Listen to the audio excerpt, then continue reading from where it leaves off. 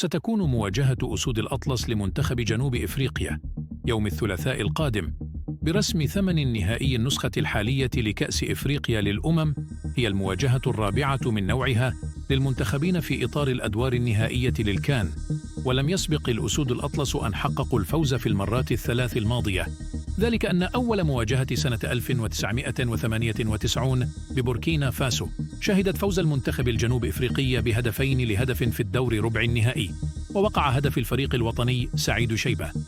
وتواجه المنتخبان لثاني مرة في دور المجموعات لنسخة تونس 2004، وانتهت المباراة متعادلة بهدف لكل فريق، وسجل هدف الأسود يوسف سفري من ضربة جزاء.